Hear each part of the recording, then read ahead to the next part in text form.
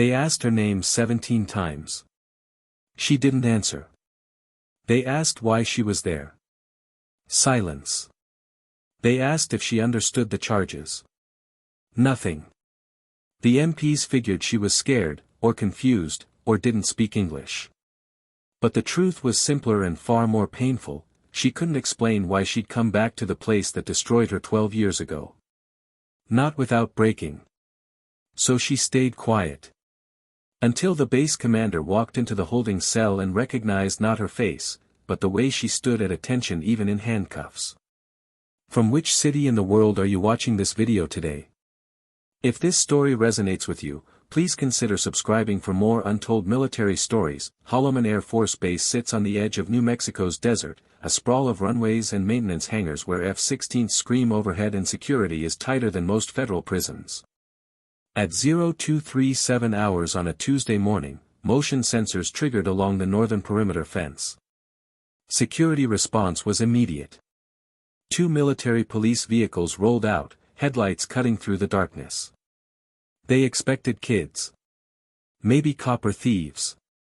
The fence had been cut before by locals looking for scrap metal from the aircraft graveyard where old fighters sat waiting to be dismantled. What they found was a woman. Mid-40s. Jeans and a faded jacket. No bag. No tools. No vehicle in sight. She stood perfectly still about 20 yards inside the fence line, staring at a row of decommissioned F-16s with her hands at her sides. Sergeant Carver was the first to approach, weapon drawn but not aimed. "Ma'am, you need to get on the ground. Now." She didn't move. Didn't flinch. Just kept staring at the aircraft. Carver repeated the command, louder this time. "On the ground. Hands behind your head." Slowly, she lowered herself to her knees, then to her stomach, arms extended. No resistance. No panic. Just compliance. But something about the way she moved made Carver uneasy. Too controlled. Too practiced. They cuffed her and pulled her to her feet. Her face showed no emotion. No fear. No anger. Just a blank, distant calm that security personnel had learned to associate with people who'd already decided they had nothing left to lose. "What's your name?" Carver asked. Silence. "Why are you on this base?" "Nothing." "Do you understand English?" She looked at him then. Just for a second. Her eyes were clear. Focused. She understood perfectly. She just wasn't going to answer. They loaded her into the back of the security vehicle and drove her to the detention facility, a small cinderblock building near the main gate. Inside, they placed her in a holding cell and tried again. Name. Address. Reason for trespassing. Emergency contact. Every question met with the same silence. One MP wondered aloud if she was deaf. Another suggested she might be having a mental health crisis. A third said she was probably on drugs. None of them considered that maybe, just maybe, she had a reason for being there. A reason too painful to explain. At 0340 hours, Sergeant Carver filed the initial report. Female, approximately 45 years old, no identification, no cooperation. Possible mental health episode. Recommend psychiatric evaluation before processing. He attached a photo taken during booking. In it, she stared directly at the camera with the same expressionless face. No defiance. No shame. Just emptiness. The report was uploaded to the base command system and flagged for review by the duty officer. Standard procedure for unusual incidents. Most nights, it would have been reviewed in the morning. But tonight, the duty officer was Lieutenant Colonel James Mason, and he was already awake. Mason had been base commander for 8 months. Before that, he'd spent 20 years flying combat missions across 3 theaters. He knew Holloman like the back of his hand. Every building. Every runway. Every story. And when he pulled up the incident report at 0355 hours, something made him pause. The photo. He didn't recognize her face. But something about the way she held herself, even in a booking photo, triggered a memory he couldn't quite place. He scrolled through the report again. Perimeter breach. Aircraft graveyard. Silent. Non-compliant. Mason closed his laptop and stood. He didn't know why, but instinct told him this wasn't a standard trespassing case. He needed to see her in person. The detention facility was quiet when Mason arrived. Sergeant Carver stood immediately when the base commander walked through the door. "Sir, we have the trespasser in holding cell 2. Still hasn't said a word." Mason nodded. "Open it." Carver hesitated. "Sir, protocol recommends." "Open it," Mason repeated, his tone leaving no room for discussion. The cell door slid open with a metallic clang. Inside, the woman sat on a metal bench, hands still cuffed in front of her. She didn't look up when Mason entered. Just kept her eyes fixed on the floor. Mason stood in the doorway for a moment, studying her. Still nothing clicked. He didn't know her. Didn't recognize anything specific. But that feeling persisted. The sense that he should know who this was. "Ma'am," he said quietly, "I'm Lieutenant Colonel Mason. I'm the base commander here. I need you to talk to me. Can you do that?" Silence. "I'm not going to hurt you. Nobody here wants to hurt you. But you've broken federal law by entering this base. If you don't cooperate, I'll have no choice but to turn you over to civilian authorities. Do you understand?" She nodded once. Barely. But it was the first response she'd given. Mason stepped further into the cell. "Can you tell me your name?" "Nothing." "Can you tell me why you're here?" Her hands tightened slightly. A tiny movement. But Mason caught it. "Were you looking for something specific?" he asked. "The aircraft graveyard. Was there a particular plane?" Her breathing changed. Just a fraction. But enough. Mason's mind raced. Someone looking for a specific aircraft. Someone who wouldn't speak. Someone who moved like military even in handcuffs. "Ma'am," he said slowly, "were you Air Force?" She lifted her head then. Not to look at him. Just enough that her profile became visible in the harsh fluorescent light. And that's when Mason saw it. A small scar. Just above her left eyebrow. Faint, old, almost invisible unless you knew to look for it. And suddenly, he knew. "Oh my God," he whispered. She didn't respond. But her shoulders tensed. Mason took a step back, his mind reeling. It couldn't be. She was dead. The entire squadron attended her memorial. They'd folded the flag. Played taps. The whole ceremony.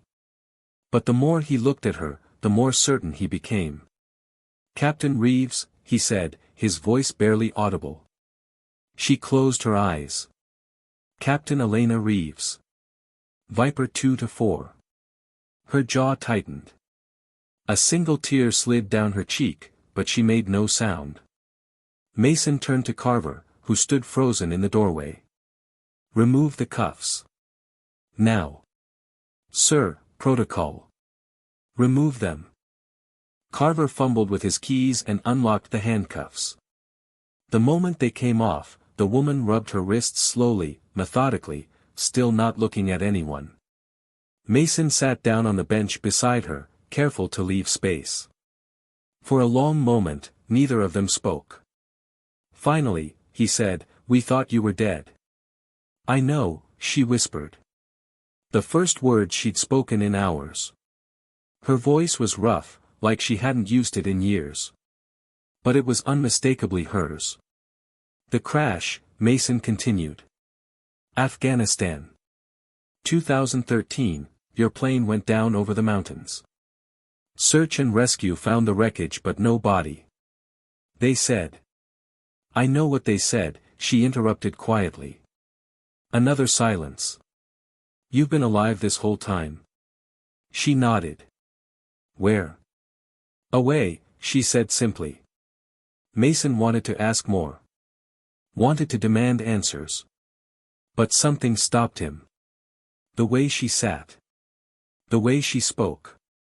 This wasn't someone who'd been hiding. This was someone who'd been broken. Why did you come back? He asked instead.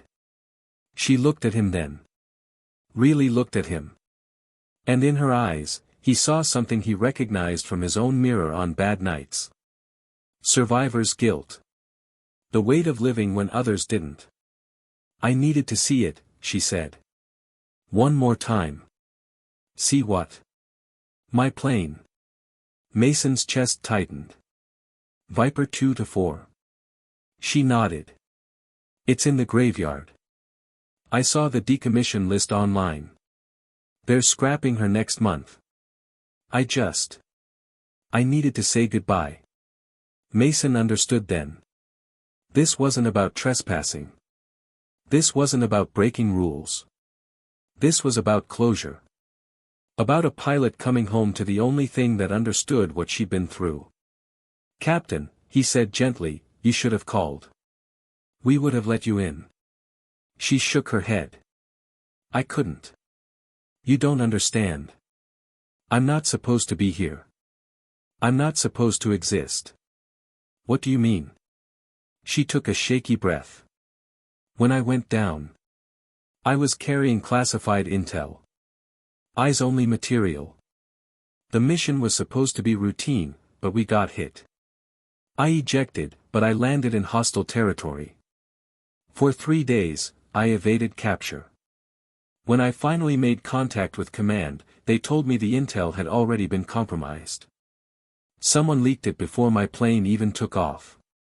Mason's blood ran cold. A mole. They told me to stay dark. Said if I came back, whoever leaked the information would know I survived. Would know I could testify. So they faked my death and pulled me out through back channels. I've been in witness protection ever since. Under a different name. Different life. Different everything. Jesus, Mason breathed. But it's been 12 years, she continued. The case is closed. The people responsible are either dead or in prison. And I couldn't stay away anymore. I needed to see her. My plane. The last piece of who I used to be. Mason made a decision that night that technically violated about 17 different regulations. But he didn't care. At 0500 hours, as dawn began to break over the New Mexico desert, he personally escorted Captain Elena Reeves to the aircraft graveyard. No MPs. No cameras. Just the two of them and a ring of decommissioned fighters waiting for their final journey to the scrapyard. Viper February 4th Saturday near the back row. An F-16C Fighting Falcon. Her paint was faded, her markings barely visible, but she was still intact. Still recognizable. Elena stopped about 10 feet away, her breath catching in her throat. Mason stayed back, giving her space. She approached slowly, like she was afraid the plane might disappear if she moved too fast. When she reached the fuselage, she placed both hands on the cold metal and closed her eyes. Hey, girl, she whispered. I'm sorry it took so long. Mason watched as her shoulders began to shake. 12 years of grief, guilt, and isolation finally breaking through the wall she'd built around herself. She traced her fingers over the faded call sign stenciled near the cockpit. Viper 2-4. Her designation. Her identity. I never got to thank you, she said to the plane. You got me out. When everything went to hell, you kept flying. You kept me alive long enough to eject. And I never got to say thank you.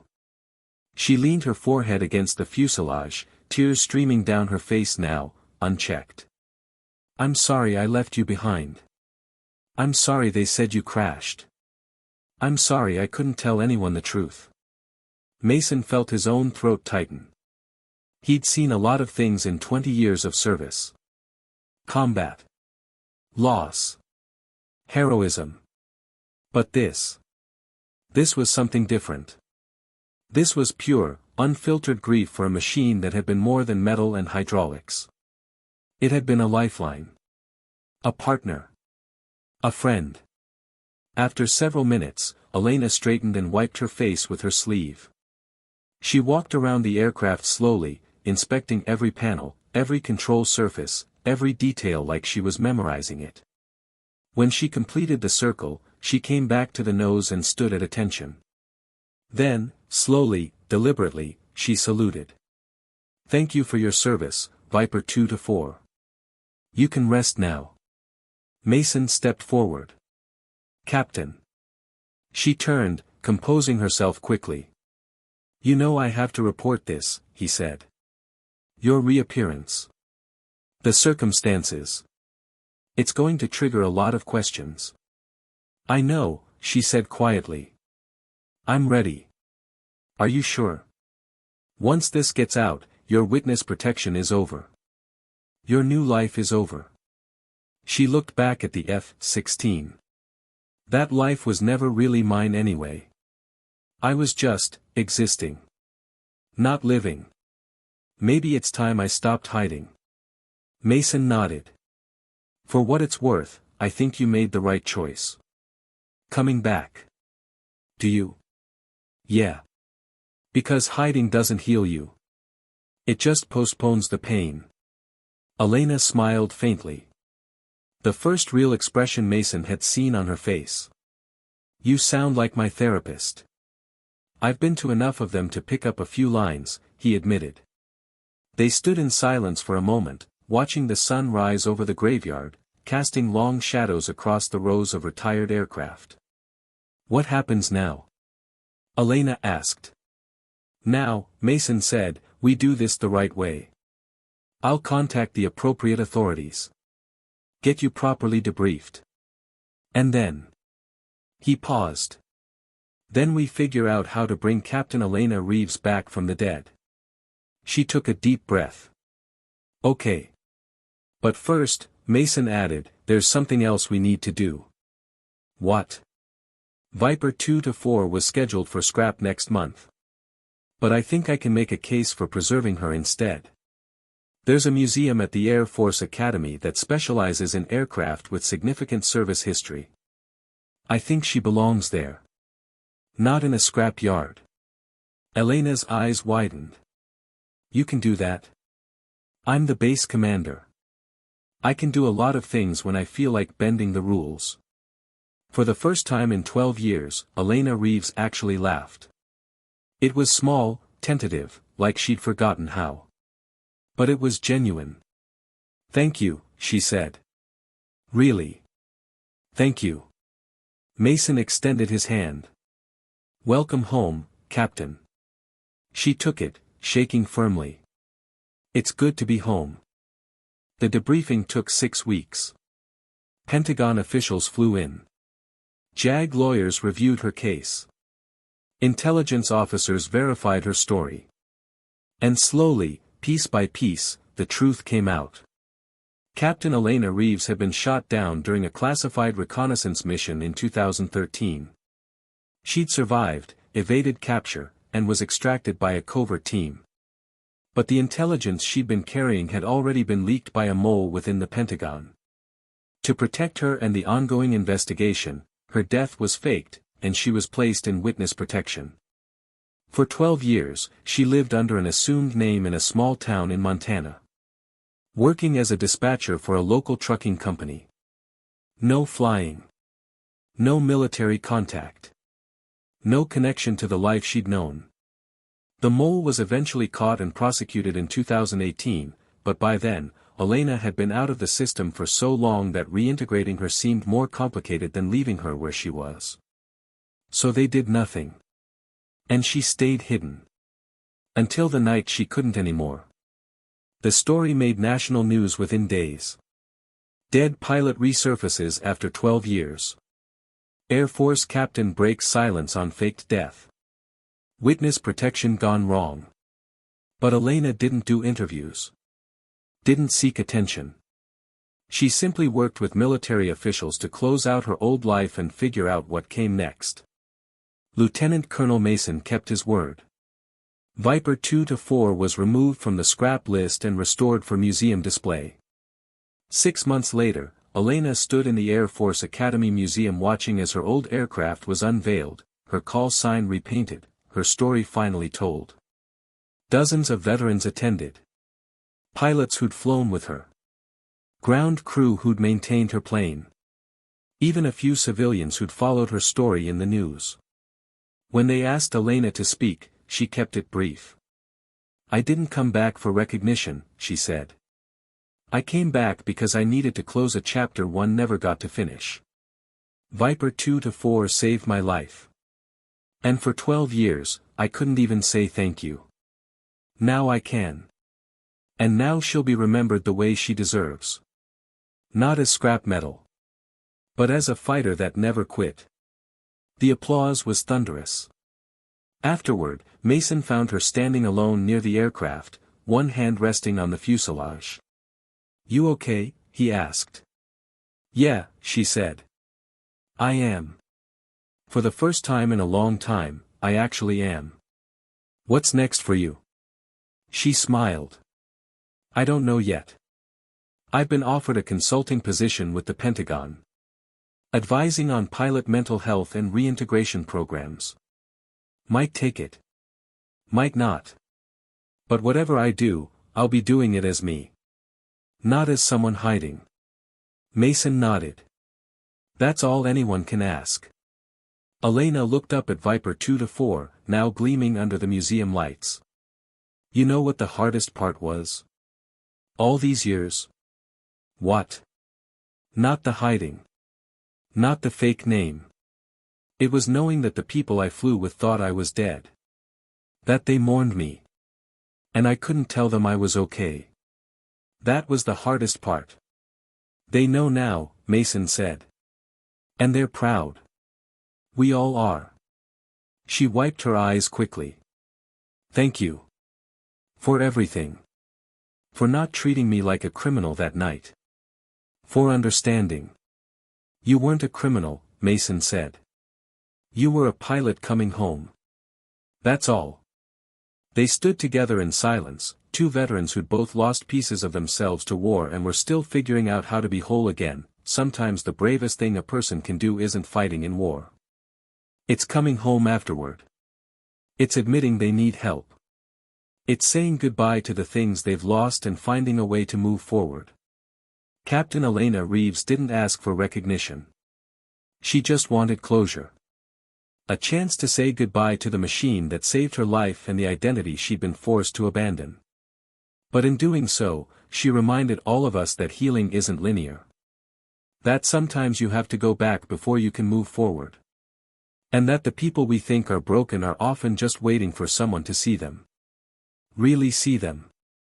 If this story moved you, please subscribe for more untold military stories.